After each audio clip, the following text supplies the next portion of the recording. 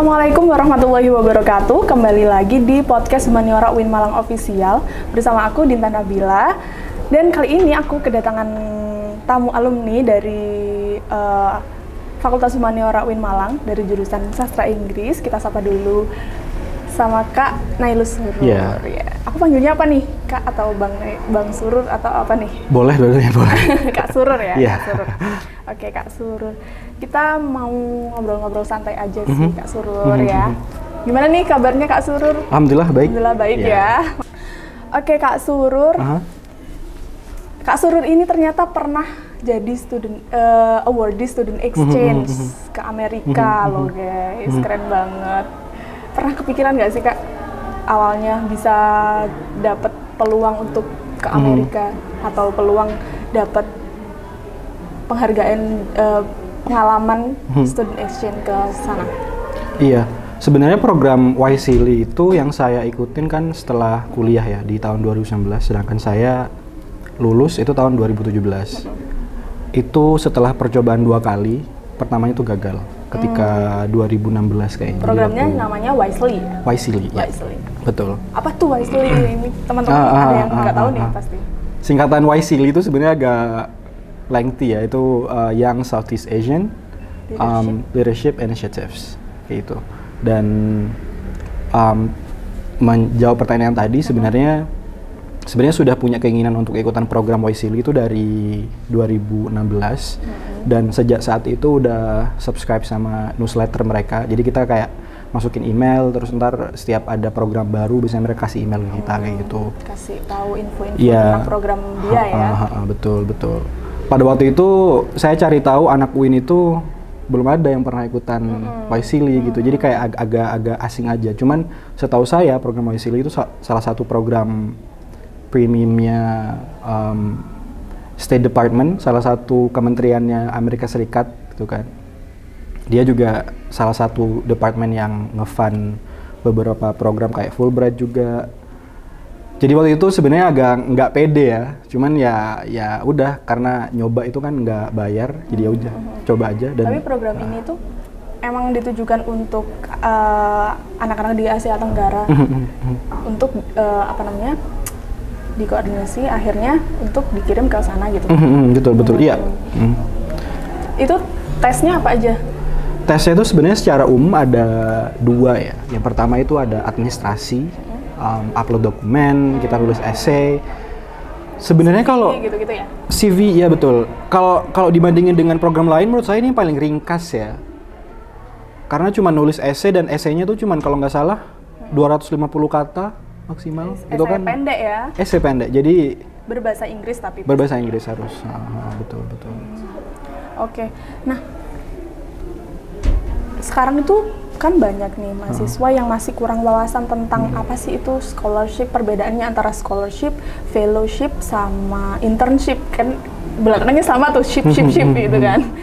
Bisa dijelasin dong Kak info tentang perbedaan itu, ketiga itu.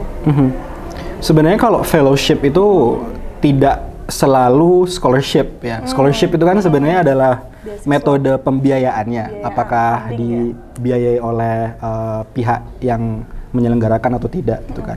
Cuman kalau fellowship itu tergantung apakah dia fellowship macam apa. Cuman kalau dalam konteks YSEALI itu adalah academic fellowship. Yang dalam artian berarti ketika program kita akan mendapatkan fasilitas kuliah gitu. Kayak short course sebenarnya. Berapa bulan itu? Waktu itu programnya 1 bulan. Dan ini kalau udah ngomongin program itu selain akademik sebenarnya fokus dia itu kan sebenarnya kan juga di leadership ya. Jadi ada exposure kepada stakeholder yang berkaitan tentang tema yang kita pilih. Kalau saya kan dulu kan social entrepreneurship, jadi ketemunya itu sama local entrepreneurs di kota tersebut. Dan juga yang ketiga pasti karena ini programnya pemerintah pasti ada exposure kepada budaya dan juga sejarah Amerika Serikat sih. Itu apa namanya tema programnya ada berapa? Oke, jadi apa aja?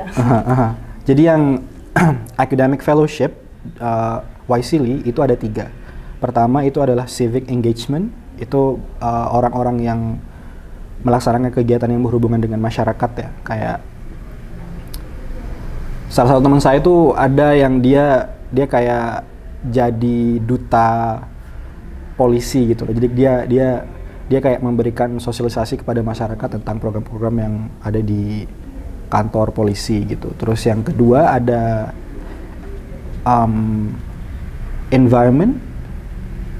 Dia itu tentunya berkaitan dengan lingkungan, hal-hal yang menjaga dan juga melestarikan lingkungan. Biasanya mereka itu tertarik sama program-program yang berkaitan tentang waste management kayak gitu-gitu. Terus ada teman saya yang dari Vietnam, dia itu membuat straw itu sedotan ya, sedotan dari rumput. Cuman rumputnya itu rumput yang jenis khusus ya, jadi dia kayak dibuat seperti itu.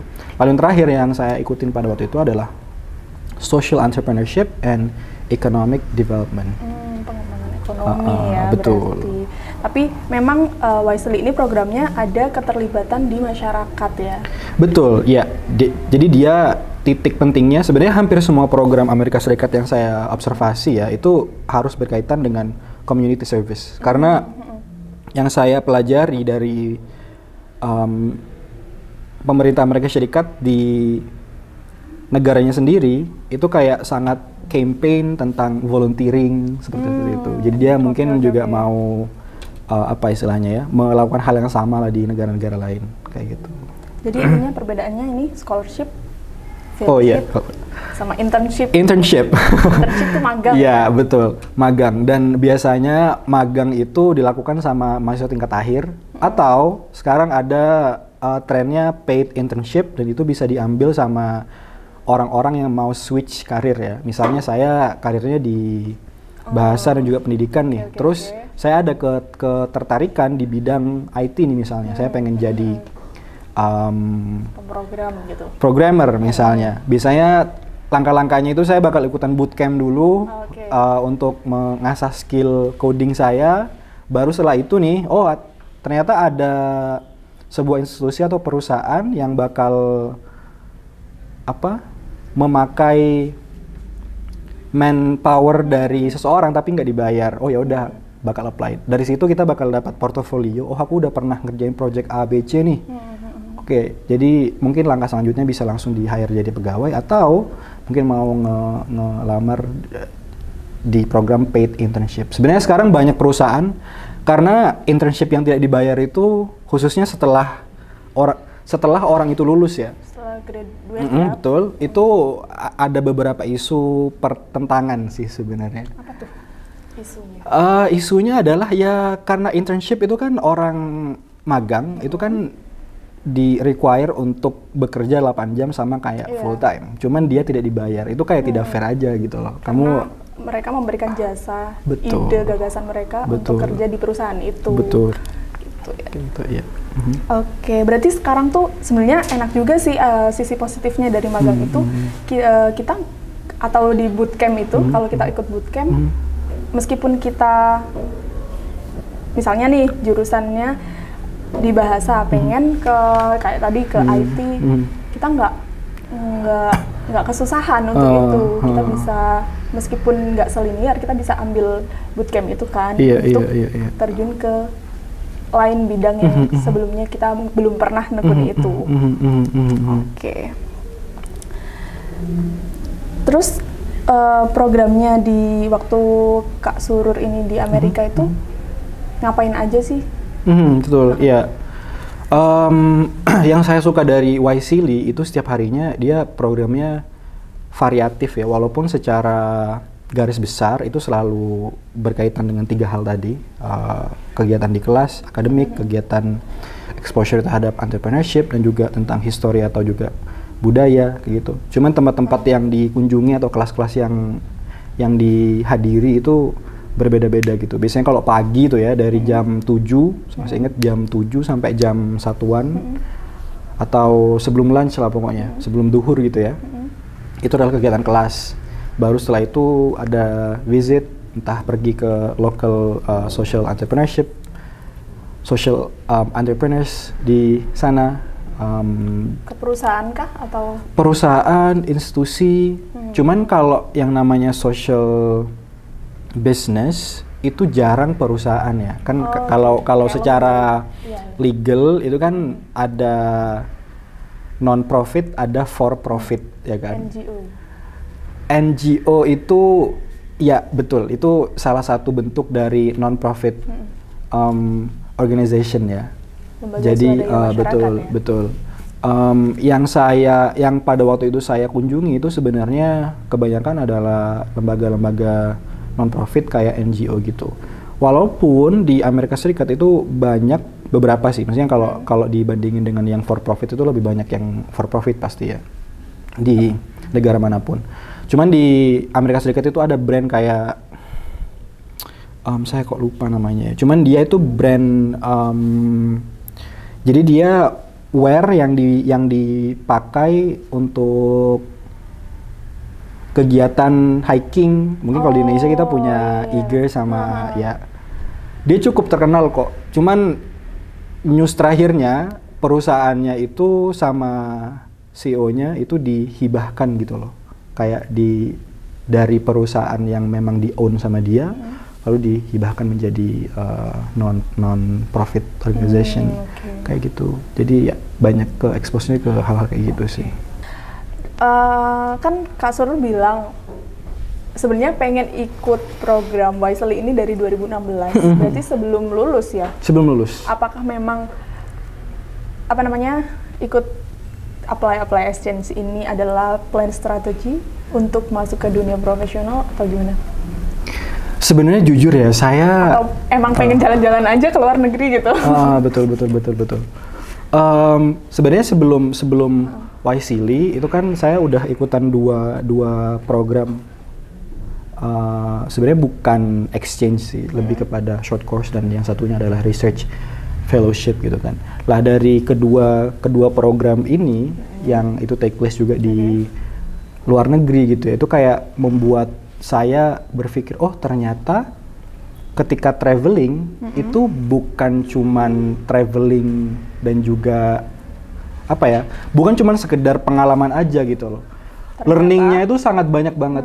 Apa tuh? Makanya ada yang bilang kalau kita mau bijak gitu ya, ngopi yang jauh gitu kan. Ngopi yang jauh itu sebenarnya adalah mainnya kurang jauh. Iya betul itu. Betul.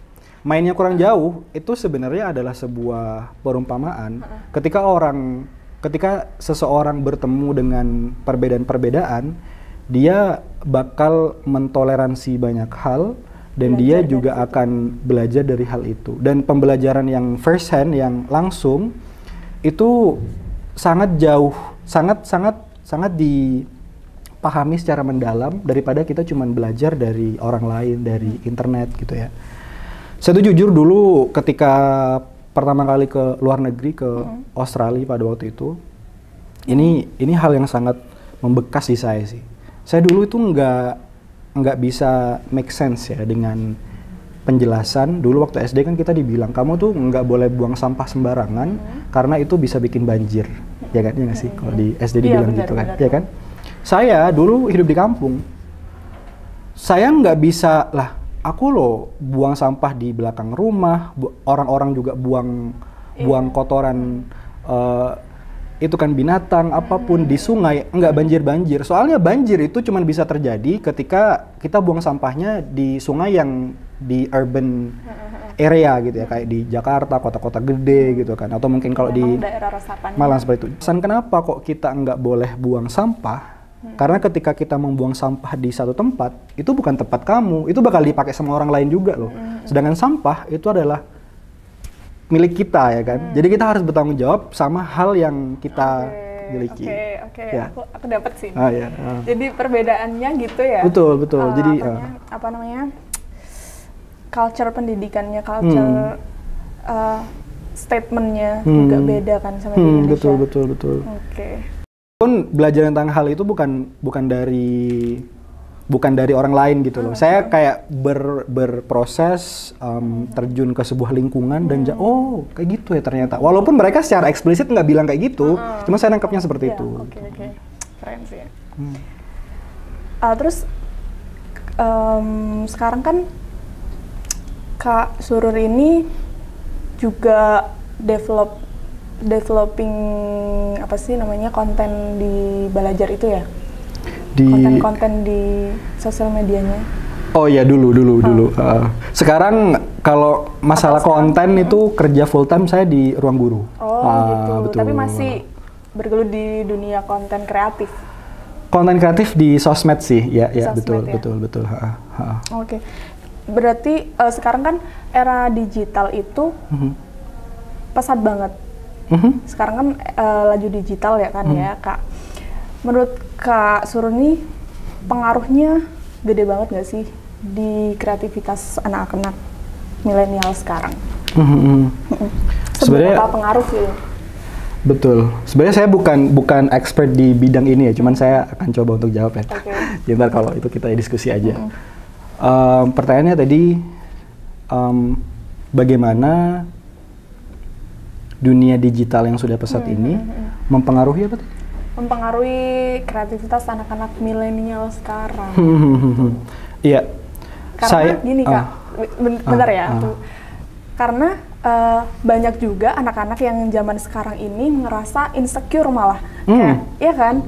Padahal justru sebenarnya mereka itu bisa mengembangkan kreativitas mereka karena di era digital ini fast movement banget gitu. Tapi kok masih ada yang insecure, malah ngerasa kayak mentalnya down dan segala macam. Itu menurut Kak Surur gimana sih? Iya betul. Saya itu pernah beropini dan ini masih saya percaya sampai sekarang kalau dunia digital khususnya teknologi informasi itu adalah privilege terbesar yang generasi kita miliki dan itu tidak dimiliki oleh generasi-generasi sebelumnya. Oleh karena itu kita bisa melakukan banyak hal yang tidak bisa dilakukan oleh generasi sebelumnya. Betul. Misalnya nih dulu untuk membuat humaniora atau UIN itu bisa didengar oleh orang lain. Salah satu cara yang bisa kita lakukan adalah approach mainstream media. Maksud saya mainstream media itu bisa koran, bisa TV. Media cetak ya. Media yang sudah established dan itu dia punya nama. Sedangkan sekarang itu prosesnya sudah lebih decentralized. Decentralized itu berarti konten itu sudah ada di tangan kita gitu loh. Kita bisa membuat berita diri kita sendiri. Betul. Gitu. Dan lewat platform sosmed kita punya YouTube dan macam-macam begitu kan. Itu adalah sisi positif dari dunia digital atau teknologi informasi, ya kan. Tadi itu masalah kreativitas, menurut saya mungkin termasuk minoritas yang bilang bahwa sosmed itu sangat sedikit sih membantu dalam kreativitas. Karena dalam kreativitas itu butuh sebuah critical thinking kan. Dalam critical thinking kita itu harus analyze market opportunity-nya di mana, passion dan interest kita di mana, lalu gap apa yang bisa kita masukin, ya kan. Lah kita harus kembali kepada nature-nya teknologi informasi khususnya sosmed dan mungkin juga search engine ya. Mereka itu sangat profit oriented. Bisnis yang mereka lakukan itu adalah advertisement dan advertisement yang mereka lakukan itu adalah mengkolek data dari usernya. Salah satu yang mereka lakukan adalah mereka setiap sosmed itu punya algoritma ya. Algoritma yang mana mereka mempelajari kira-kira nih kalau saya buka Instagram atau buka TikTok, konten mana aja nih yang saya sukai, yang saya komen, yang saya share misalnya. Dari itu mereka punya data tentang kita kan, preferensinya itu seperti apa. Saya argue bahwasanya sosmed itu tidak sama sekali membuat kita untuk berpikir kritis dan menumbuhkan kreativitas. Ini asumsi pribadi ya, mungkin nanti kalau ada studi tentang ini. Alasan saya karena untuk kita berpikir kritis, tahu market, kita harus dihadapkan dengan data yang berbeda. Gimana maksudnya? Implikasinya, kalau seandainya nih, saya saya berangkat dari background yang mana saya percaya kalau Indonesia itu harus bubar dan harus diganti dengan negara khilafah misalnya ya. Misalnya ya. Dan menurut saya misalnya nih klaim dulu. Misalnya kayaknya itu contoh yang agak ini kali ya. Misal deh saya suka K-pop. Oke. Saya suka K-pop, oke. Untuk menumbuhkan kreativitas saya di bidang K-pop nih misalnya, saya harus diberikan bukan cuman konsumsi tentang exposure artis-artis K-pop itu, tapi juga proses di belakang itu ya kan. Lah, cara algoritma bekerja itu tugas mereka untuk membuat kita stay di aplikasi tersebut kan. Jadi sama aplikasi sosmed itu kita bakal diterpa nih dengan konten-konten yang kita suka. Misalnya kita suka apa sih di K-pop? Kita selalu disuguhkan sesuatu yang berhubungan dengan interest kita. Betul. Sedangkan untuk kita berpikir kritis, kita itu harus disuguhin sedikit healthy dose of sesuatu yang tidak kita suka. Jadi kita tahu, oh ternyata gapnya tuh seperti ini nih ya. Misal deh, saya bakal bawa lagi kepada dulu sebelum pemilihan Presiden Jokowi sama Prabowo. Kalau kita terlahir sebagai orang yang udah suka sama Prabowo duluan, masuk ke sosmed, apa yang akan terjadi? Yang terjadi adalah kita bakal tambah gila. Karena yang kita konsumsi selalu tentang itu. Selalu konten tentang Prabowo. Kita tidak pernah disuguhin kepada sebuah value yang on the other side of the road gitu loh. Yang mana itu tentang Jokowi nih misalnya. Yang paling pengaruh itu adalah ketika kita menjalankan aplikasi tersebut. Bahkan ada salah satu kontroversi yang dilakukan sama TikTok ya. Mereka tuh katanya nge-track kegiatan kita di luar aplikasi. Jadi kayak ketika kita di Google, kita misalnya nyari interest apa, kita mau hal-hal, misalnya kita lagi mau beli apa nih.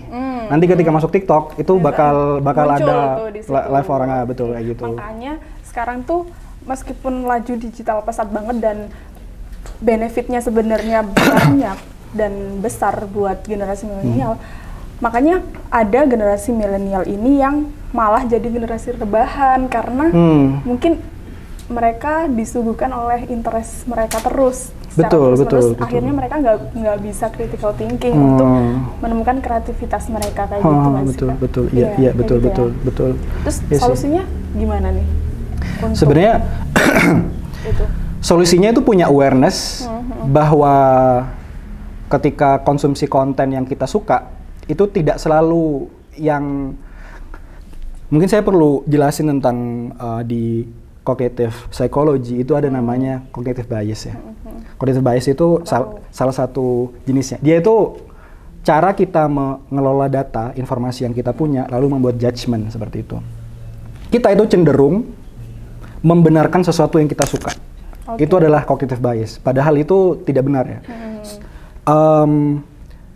Cuman otak kita itu di apa istilahnya, didikte bahwasanya oh aku suka sama orang A nih, makanya yang dia bicarakan, yang dia preach itu oleh kita dianggap informasi yang benar.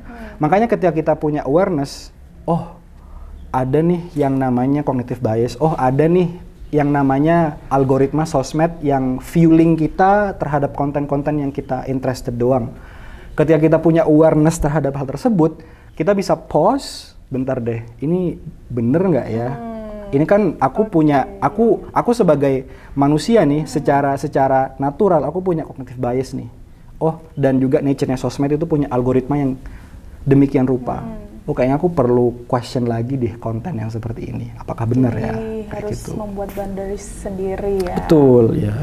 Nah, mereka itu mungkin juga struggling ya sama kayak orang-orang sini. Mereka nggak punya rumah, mereka nggak ada pendapatan setiap hari gitu kan, karena mereka nggak punya skill dan mungkin mereka tidak punya legal standing untuk kerja gitu kan. Cuman karena di Amerika Serikat yang saya bilang tadi, volunteering mereka itu sangat kuat sekali. Jadi biasanya di setiap kota, di setiap kecamatan gitu mungkin ya. Mereka itu punya food Distrik bank. ya? Food bank namanya. Oke. Food bank itu adalah organisasi NGO yang nyediain makanan gratis buat orang-orang gelandangan. Tentu bukan 3 kali sehari ya. Mereka kayak ngasih makanan di waktu-waktu tertentu. Lalu yang kedua ada mereka nyediain pakaian-pakaian buat orang gelandangan. Karena musim di Amerika Serikat itu kan ada winter ya. Dan kalau di luar itu kan wah sangat challenging sekali. Jadi kayak butuh baju khusus. Mereka kayak dikasih tenda biasanya untuk bertahan hidup itu.